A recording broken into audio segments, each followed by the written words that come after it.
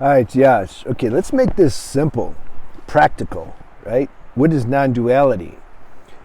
Because this channel is for people who you have an inclination and a tendency to be tuned to this non-duality, Advaita, self-inquiry, pointing, Vedanta. It's all the same, different words. So you have a natural tendency to be absorbed in that. You feel like this teaching speaks to you, but you're not. It just sounds like a bunch of, like everything's a thought, and me trying to do this is a thought, and what's going on? Like you're not feeling it. These pointings are very subtle and they're very deep, and you can't use the mind and think because you understand something intellectually that you're going to have the actual experience of it. You'll just be a talking head, and you don't have the vibration to back that up like a lot of people do. So what is it really? Like, what are we talking about here? Because I like simple and practical. I don't like to woo anybody or somebody try to woo me with some, Advaita, non-dual, superfluous talk. Non-duality. How can you experience that right now? Non-duality is insinuating that non-duality means, what's duality? Right? Like, where are we going to start with this? I don't have a script. I don't like them. I like to speak spontaneous, and then something can really channel something through. If I'm reading off a script, I'm limiting myself and I'm limiting you. Duality means they're opposites, right? This is if you feel good, that means you can feel bad. If you make a lot of money, it means you can also be poor. This is duality. It's opposites. So non-duality, that's insinuating something beyond duality. What's non-duality? It means it's like this. It's chill. It's not duality. Rich, poor, pleasure, pain. No, it's chill. It's non-duality.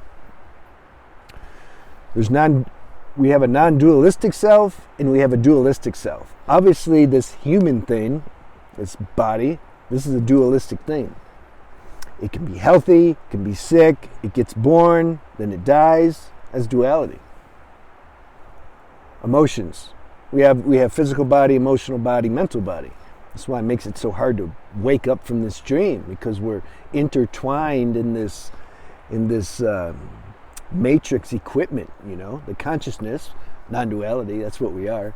It puts on this virtual reality equipment, the mind and the emotions and the physical body, and then it says, okay, wake up from that.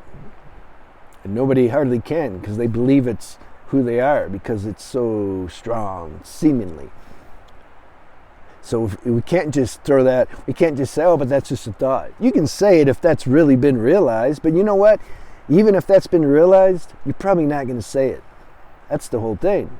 This is intimate stuff. What are you gonna do? You're gonna make it like isn't the point of making videos trying to reach people, to help them? If everybody already got it, well, there's no need to make videos. So people that make videos should be making it for those who are on the path of awakening, and they should be making a video because they've been through those stages, and so the natural tendency is to help. That's all. To activate this knowledge that's already in you that might be a little asleep and dormant right now. This is the point. This is the point of sharing. This is why I make videos. Emotions, emotional body. So, oh man, I'm really hurting right now. My girl left me. I feel depressed. Oh man. Oh, I found another girl. She's better than that girl. I feel good now. It's duality. Mind. Life sucks. I'll never wake up. Can't do this. Then I hear something, some light bulb goes off. Whoa, I'm awake. Damn, I'm spiritual now. It's duality. So why get out of the duality? First step is to be sick of duality, to have hit some bottom with duality. Most people haven't, and this is one of the traps in non-duality. People they don't want to let go of this non-duality experience self, but they want to, they don't want to let go of the dualistic experiencing and all that. They still like that a lot. They like it more than the non-duality state, but the ego wants to experience the non-dualistic state because then it can do the dualistic state better. You see? It can enjoy all these things and not get attached and not experience the negative side of duality. So people chase non-duality for that. Now the truth is, if we do realize our non-dualistic state, we will enjoy the dualistic side more. But we have to be actually honestly, authentically done with the dualistic state, meaning that that's not important for us anymore. We have realized that there's no true satiation or satisfaction in that. That has to be organic through evolution. And something's like, I just want to know who I am. Then that's your main focus and goal. If that's your main focus and goal, then it can happen. The spontaneous happening of knowing who you are, it can happen. And then you can enjoy your dualistic life. But you understand what I'm trying to point out here?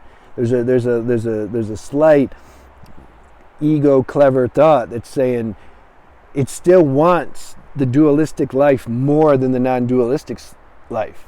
Then it won't work because you haven't surrendered. And surrender is what makes this thing happen. So do introspection and see where you're at. It's not a judgment. You shouldn't beat yourself up. Just see where you're at. It's clear, sober looking. This is what non-duality. This is one of the points. It asks us to look. So that's why we would be interested in realizing our non-dualistic self, is because we get tired of this whole roller coaster of duality. So then something starts to search in, like, is there something that's not a roller coaster?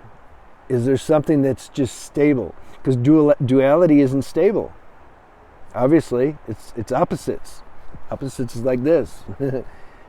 Non-duality is stable. There's no opposites. And that's present in everybody, all the time. Why aren't we aware of it? Because our attention is more focused on duality. That's the game. This is the game of transcendence.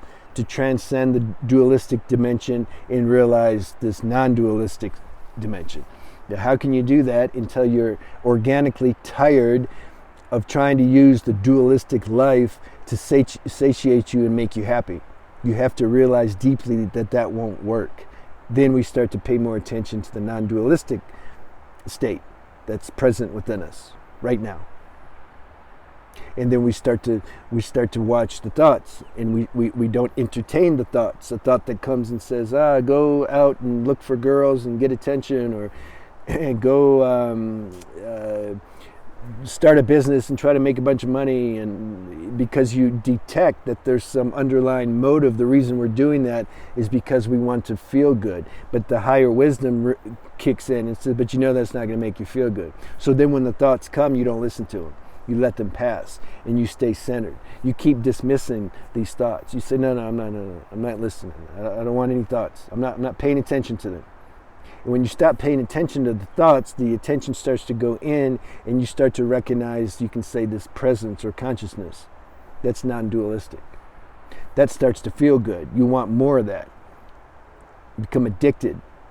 That's a healthy addiction. It's the only healthy addiction.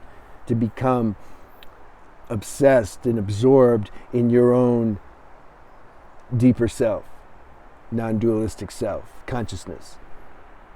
So that's what my take is on how to apply and practice non-duality. It's a check-in. Where's my attention now? Is it on duality, or is it on non-duality, consciousness? And then intuition kicks in, and you start to shape your lifestyle in a way to where you're doing habits that promote this, that make it easier. It's common sense. If you're stuck in addictions and bad habits, that's gonna make your mind less. You're gonna have less power to bring your attention in, because your attention is gonna be stuck on these addictions or doing things that are just nonsense. This is why lifestyle is important. And then diet, also The food you eat, you got to pay attention. Like, how do you feel afterwards? Does it make you dull? And then you can't really, you're just like, oh, whatever. See? So your whole life starts to get shaped around this marinating, whatever supports this marination in your non-dualistic self. And that becomes your daily practice. As many times as you can remember, you just keep bringing your attention to this non-dualistic presence. And it takes some time. You don't just, oh, this makes sense. Oh, I must be awake. You see what I mean? It takes some time. So give time. And that's what you do. Let me know any questions you have.